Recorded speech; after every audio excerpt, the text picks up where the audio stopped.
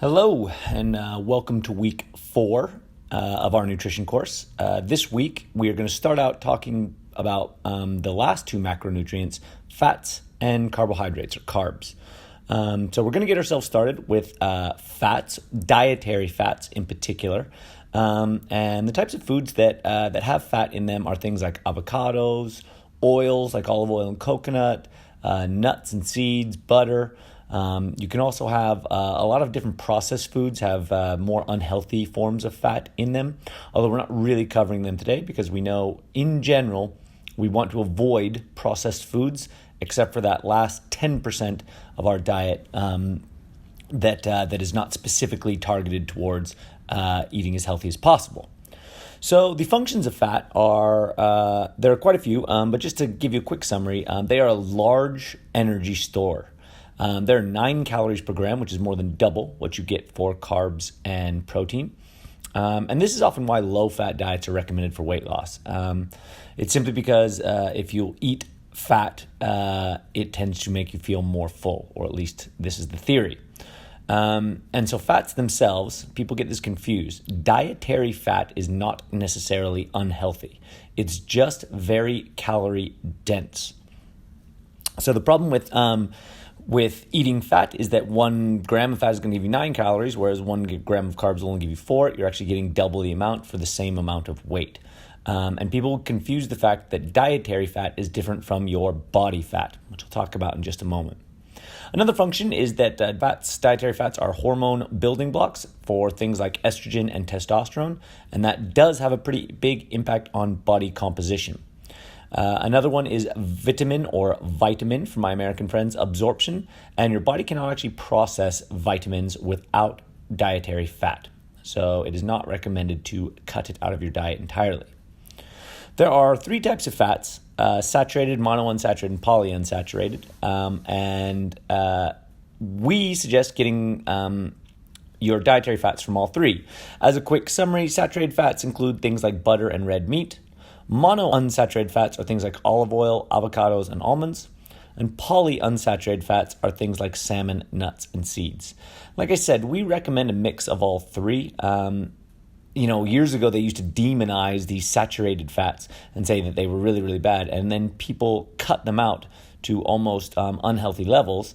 And then it sort of turned around to the point where now fats are considered like this gold dust for fat loss diets, and people are throwing a whole bunch of butter in their coffee and assuming it's going to make them lose fat. So what you want to do is get a mix of all 3, some of each type, your saturated, monounsaturated, and polyunsaturated. And if you just mix it up and stick to your calorie targets, this will be part of a very healthy diet.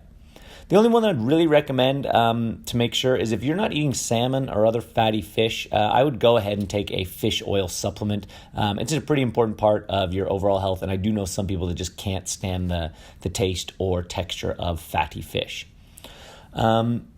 There is a prevalent theory that goes around now that you might have heard, which is eat fat to burn fat. And the theory goes that if you eat more fat, you'll burn more fat, or you'll burn more body fat. But the truth is, if you eat more dietary fat, you'll burn more dietary fat, and that's what you eat. Body fat and dietary fat are different. It's a kind of a shame that they use the same word. And so people assume that the fat, which is stored in deposits in places like your stomach or your hips, is the same thing that you actually consume when you have a piece of red meat. It is not the same thing. Your body processes it first, and then it turns it into things like energy. And if you have a surplus of energy, it will turn it into fat as a storage. It is not the same thing. You don't eat it, and it doesn't turn directly into it. So fat is an interesting one. It's demonized, or it was demonized by the public, but it's not necessarily bad for you. But also now some people think that it is the secret to fat loss for things like the ketogenic diet, and that's not necessarily true either, right? It's vital for the body's processes, but it should just be part of hitting your calorie targets like we've already set and making sure it does not infringe upon the amount of protein that you consume. Finally, eating fat does not make you burn more body fat, but it also doesn't make you store more.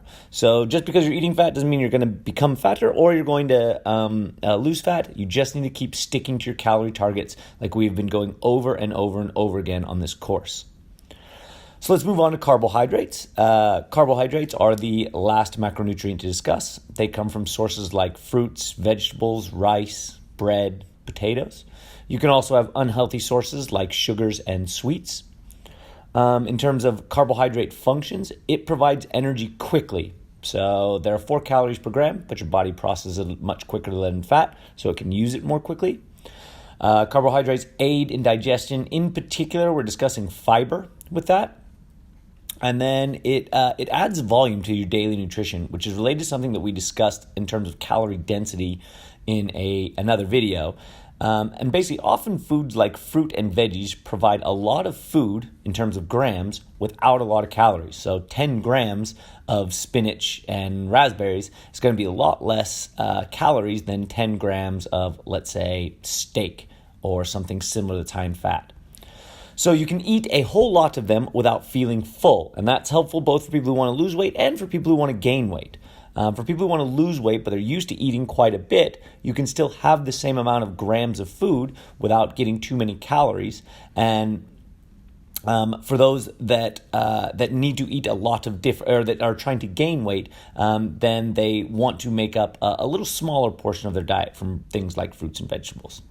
The last function is brain fuel. Basically, your brain thrives on energy from glucose and carbohydrate.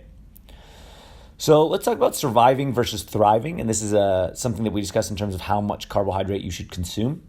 And the fact is, it's true that you do not have to eat carbs to survive. If you ate strictly fat and protein, the body's process would still carry on as normal. So many diets nowadays sort of demonize carbohydrates and ask for fewer carbs in order to lose weight. However, we want to look at thriving and how your body can function the best. And many of the body's functions are optimized or are optimally performed by using glycogen from carbohydrates as fuel. In particular for us, your muscles, when training, are able to metabolize this energy source faster, which also allows you to train harder. Your liver also stores carbs in order to regulate your insulin levels, which is very key for body composition so that you're not storing too much fat. So consuming carbohydrates is important both for energy while you're training and for regulating those insulin levels so that you don't store too much. Your carb requirements differ a lot from person to person. It largely depends on your daily activity and your training levels, but some basic forms of your metabolism and age make a difference as well. To determine what's right for you, your coach will examine your training, work, and lifestyle to set the correct carbohydrate levels for your own needs. Keeping in mind that I would not obsess over the carbohydrate or fat intake, you need to stick to your calories and protein first. So just to summarize carbohydrates, your needs will differ from person to person. Carbohydrates are not required, but can be helpful in achieving the most out of your training. For the type of training we do, I'd suggest they are a requirement for everyone, although they don't have to be eaten in really high amounts. Keep in mind, carbohydrates do not cause you to store fat unless you are in a calorie surplus, meaning you're eating more calories than you're burning already.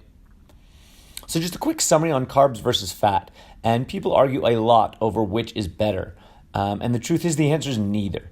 If your calorie and protein targets are hit, it won't matter which one you have more of necessarily. It varies a little bit from person to person depending on your dietary likes and dislikes, your activity levels, your current eating patterns, and what your goals are. So if you have fitness-related goals, sure, go ahead and load up on a few more carbohydrates. If most of your goals are aesthetic, you can kind of choose whether carbohydrates or fats are better for you.